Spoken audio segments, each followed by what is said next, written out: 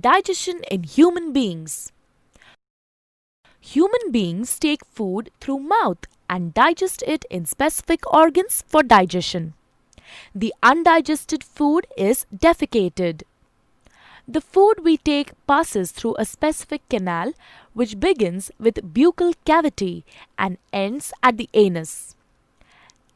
This canal is called alimentary canal or the digestive tract.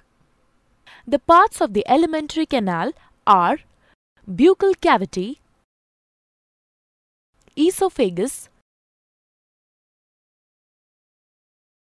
stomach, large intestine, small intestine, rectum, and anus. The food gets digested gradually as it passes through the various parts of the tract. Digestive juices secreted by the salivary glands, liver, and pancreas also aid digestion. Mouth and the buccal cavity. Food intake in human beings is through mouth. This process of taking food is called ingestion.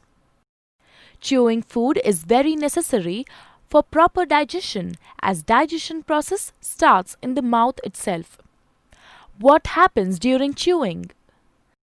The large pieces of food we eat are mechanically broken down into small pieces. Teeth helps us in doing so. Action of saliva on food. During chewing, food mixes with saliva. Saliva is secreted from salivary glands located on the lower jaw between the tongue and teeth. Saliva converts starch in the food into sugars and also softens the food. Tongue. Taste of food can be detected by the taste buds present on the tongue. Tongue is a fleshy muscular organ attached to the floor of the buccal cavity. It is free at the front and moves in all directions. Taste buds appear as small bumps on the tongue and have different regions which help us enjoy different tastes. Esophagus or food pipe. The swallowed food from the mouth passes onto the esophagus. The epiglottis, which is a flap-like structure behind the tongue, directs the food into the esophagus and prevents entry into the larynx. The peristaltic movements of the esophagus helps the food to move down the tract till it reaches the stomach. Stomach. Stomach is a bag-like structure with thick wall. It is in the shape of a flattened U and is the widest part in the alimentary canal. The food that enters the stomach is churned and mixes with the mucus, hydrochloric acid and digestive juices secreted by the inner lining of the stomach. The acid helps to kill the bacteria present in the food. It also makes the medium in the stomach acidic. The digestive juices secreted by the stomach break down proteins into simpler substances. Then the food is emptied into small intestine. Small intestine. Small intestine is a highly coiled structure and is about 7.5 meters long. As soon as the small intestine receives food from the stomach, the digestive juices from liver and pancreas are mixed into it. Liver.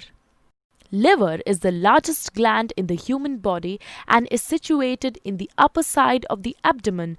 To the right, it is reddish-brown in color. It secretes bile, which breaks down fats.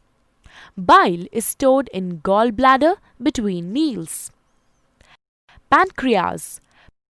Pancreas is a leaf-shaped and cream-colored gland located just below the stomach. It secretes pancreatic juice, which acts and breaks down carbohydrates, proteins, and fats. After this is completed, the partially digested food reaches the lower part of the small intestine, where intestinal juices act upon the food and completes digestion of any remaining components in food. The carbohydrates in the food break down into sugars like glucose, fats into fatty acids, and glycerol, and proteins into amino acids. The food consumed is digested and is now ready to be absorbed into the blood. Absorption of food in the small intestine. The inner wall of the small intestine has finger-like projections called villi, which have a network of thin blood vessels close to the surface. The villus increases the surface area of absorption and absorbs the digested food materials. The substances thus absorbed are transported through the bloodstream to different organs in the body and are used to build complex substances like proteins. This process is called assimilation. In the cells, glucose breaks down into carbon dioxide and water with the help of oxygen and releases energy.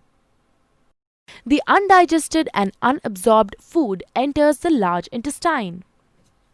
Large intestine. The large intestine is wider than small intestine and measures 1.5 meters in length. Once the undigested food enters the large intestine, it absorbs water and some salts from it and passes the remaining waste into the rectum. Here it remains as semi-solid fecus. The fecal matter is removed through the anus. This is called egestion.